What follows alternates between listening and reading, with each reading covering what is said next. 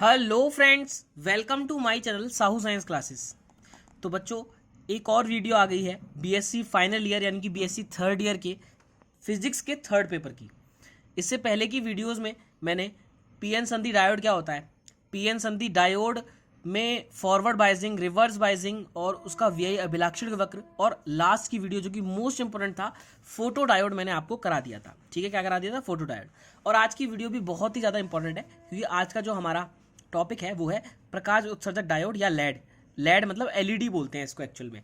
LED light emitting diode होता है। ठीक है, जो हमारे घर में लग रही होती है एलईडी, जिसकी वजह से हमें लाइट मिलती है, मतलब प्रकाश उत्सर्जित होता है ना। तो प्रकाश उत्सर्जक डायोड को समझने वाले हैं, तो आइए बिना टाइम वेस्ट किए हुए शुरू करते हैं एलईडी को। तो देखिए, आपको इसी में से समझना है और इसी में से आपको लिख लेना है कि प्रकाश उत्सर्जक डायोड एक विशेष प्रकार का क्या होता है, पीएन संधि डायोड ही होता है। अगर आपको ये नहीं पता है कि पीएन संधि डायोड क्या है, अगर ये आपको ये नहीं पता है तो मेरी वीडियो जाके देखिए, मैं प्लेलिस्ट बना दूंगा, उसमें से जाके आराम से देख लीजिएगा बीएससी थर्ड ईयर की। जो अग्र अभिनति में विद्युत चुंबकीय विकिरण, ब्रैकेट में लिख रहा है दृश्य प्रकाश तथा अवरक्त विकिरण। अब विद्युत चुंबकीय विकिरण मतलब क्या है? विद्युत चुंबकीय जो तरंगें होती हैं वही हमें दिखाई देती हैं। ठीक है, जिसमें दृश्य प्रकाश तथा अवरक्त विकिरण होता है। तो क्या होता है कि प्रकाश उत्सर्जक डायोड यानी कि एलईडी क्या होता है? एक विशेष प्रकार का पीएन संधि डायोड ही है, जो किसमें होता है? फॉरवर्ड बाइजिंग में यानी कि अग्र अभिनति में होता है, और वो विद्युत चुंबकीय विकिरण यानी कि विद्युत चुंबकीय तरंगों को उत्सर्जित करता है, निकालता है। और विद्युत चुंबकीय तरंगें जो होती हैं वही प्रकाश की तरंगें होती हैं, प्रकाश जो होता है तो वही हम देख पाते हैं। ठीक है, तो आइए आगे समझते हैं इसको कि ये क्या कहना चाहता है, इसकी संरचना क्या है। तो देखिए, बहुत इंपॉर्टेंट है और इसका डायग्राम भी बहुत ज़्यादा इंपॉर्टेंट है, अच्छे से बनाया है, पेपर में आपको अच्छे मार्क्स मिलेंगे।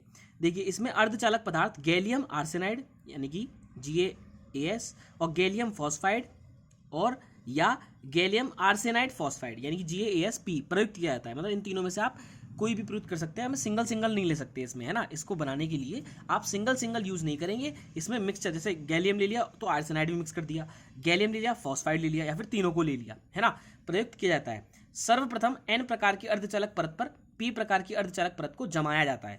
ये देखो, ये P प्रकार की अर्धचालक परत है और ये N प्रकार की। कौन सी वाली? ये P वाली है और ये N वाली है ना। तो P प्रकार की और N मतलब N प्रकार की अर्धचालक परत पर P प्रकार की अर्धचालक परत को जमाया जाता है। इसके पश्चात P प्रकार की परत के बाहरी कोरों पर, इसके पश्चात क्या होता है? P प्रकार की परत के बाहरी कोरों पर, ये जो P प्रकार की परत है इसके बाहरी कोरों पर, ये जो हमारे दो कोर दिख रहे हैं, बाहरी कोरों पर धातु स्पर्शक, ब्रैकेट में एनोड बनाए जाते हैं। धातु स्पर्शक, जो धातु मतलब टच हैं, एनोड बनाए जाते हैं। ठीक है, दो पोल्स बना दिए, दो एनोड बना दिए। इसके बाद में तथा N प्रकार की परत की तली में सोने की फिल्म लगाकर, तो N प्रकार की, ये जो नीचे वाली N दबी हुई थी P से, इसकी तली मतलब इसके बेस में हम क्या करते हैं? N प्रकार की परत की तली में सोने की फिल्म लगाकर कैथोड बनाया जाता है। सोने की फिल्म मतलब सोने की जो फिल्म बोला इसने, मतलब पन्नी लगा दी सोने की, या कुछ भी लगा दिया, सोने की वस्तु लगा दी कुछ, या सोने की फिल्म मतलब पन्नी है वैसे तो, कि सोने की फिल्म लगाकर कैथोड बनाया जाता है।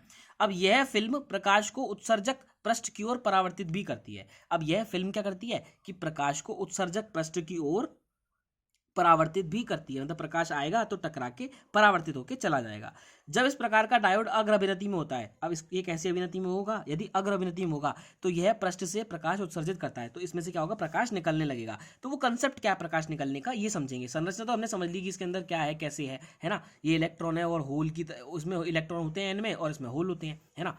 तो यह यह पृष्ठ से प्रकाश उत्सर्जित करता है और चित्र बी में प्रकाश उत्सर्जक डायोड का प्रतीक प्रदर्शित है। तो देखो, ये तो पीएन संधि हो गया और फॉरवर्ड बाइजिंग में है तो इसका पी से पॉजिटिव और एन से नेगेटिव जुड़ा हुआ है, और प्रकाश जो है वो बाहर की तरफ निकल रहा है। फोटो डायोड में प्रकाश अंदर की तरफ आ रहा था। देखो, फोटो डायोड में क्या हो रहा था? ये रिवर्स बाइजिंग में था और अंदर की तरफ आ रहा था, लेकिन एलईडी में क्या होता है? प्रकाश बाहर की तरफ निकल रहा होता है। अब समझते हैं सिद्धांत तथा कार्यविधि।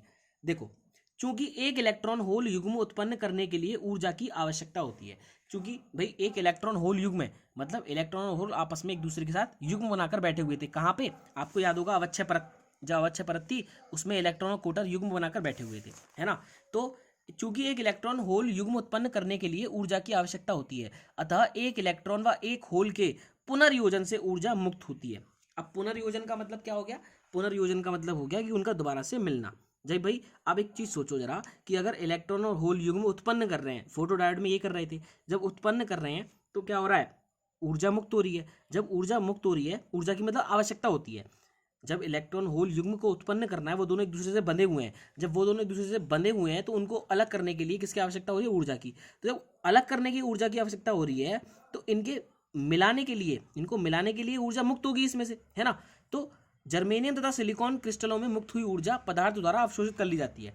तो जो ऊर्जा होती है वो जर्मेनियम तथा सिलिकॉन क्रिस्टलों में मुक्त हुई ऊर्जा पदार्थ द्वारा अवशोषित कर ली जाती है तथा यह ऊष्मा के रूप में प्रकट होती है। लेकिन अगर हम गैलियम और आर्सेनाइड क्रिस्टल में मुक्त हुई ऊर्जा को देखें तो वो प्रकाश फोटोन के रूप में उत्सर्जित होती है। तो इसलिए हमने गैलियम आर्सेनाइड को लिया था, क्योंकि जर्मेनियम और सिलिकॉन में क्या हो रहा था? जर्मेनियम और सिलिकॉन जो क्रिस्टलों में मुक्त हुई ऊर्जा थी वो अवशोषित हो रही थी, लेकिन यहाँ पर क्या हो रहा है कि गैलियम आर्सेनाइड क्रिस्टल में मुक्त हुई ऊर्जा प्रकाश फोटोन के रूप में उत्सर्जित हो रही है, और हमें प्रकाश ही तो चाहिए। यही प्रकाश उत्सर्जक डायोड का मूल सिद्धांत है। अब पीएस डायोड में एन क्षेत्र में चालन बैंड में इलेक्ट्रॉनों की अधिकता होती है। एन क्षेत्र में क्या होता है? चालन बैंड में इलेक्ट्रॉनों की अधिकता होती है, क्योंकि फ्री इलेक्ट्रॉन होते हैं तो चालन बैंड में होंगे, इसका मतलब वो है ना।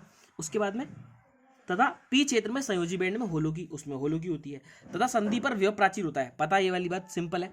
जब पी एन संधि अग्र बाइसिंग होती है, फॉरवर्ड बाइसिंग होती है, जब इसको हम पी को पॉजिटिव से जोड़ेंगे और एन को नेगेटिव से जोड़ेंगे तो ये कैसी होगी? फॉरवर्ड बाइसिंग होगी, ठीक है। तो पी एन संधि अग्रवाइसित होती है तब पी क्षेत्र के होल एन क्षेत्र की ओर तथा एन क्षेत्र के इलेक्ट्रॉन पी क्षेत्र की ओर विस्तृत होने लगते हैं। तो क्या होता है? बेसिकली इलेक्ट्रॉन होल की तरफ गति करने लगते हैं। क्या करने लगेंगे? गति करने लगेंगे।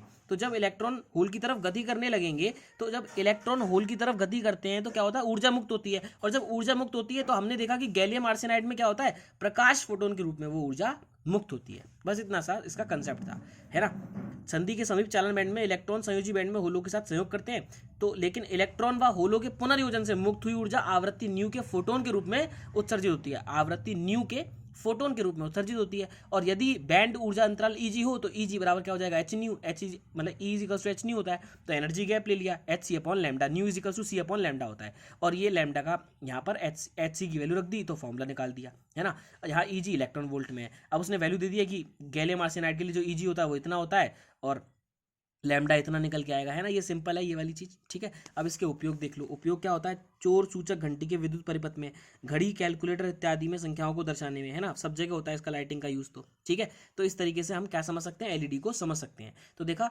मात्र 5-6 मिनट में हमने एलईडी को फटाफट से समझ लिया, और नोट्स भी आपने बहुत अच्छे से देख लिए डायग्राम के साथ में। अब नेक्स्ट वीडियो आएगी उसमें हम क्या समझेंगे? एलसीडी यानी कि बिंदु संपर्क डायोड या निम्न धारिता डायोड। और इसको तो शेयर कर देना, क्योंकि ये तो एग्जाम में आपको देखने को पक्का मिलने वाला है, क्योंकि मोस्ट इंपॉर्टेंट टॉपिक है और बहुत अच्छे से आपको समझाऊंगा, ठीक है। तो मिलते हैं बहुत जल्द नेक्स्ट वीडियो में। Goodbye guys.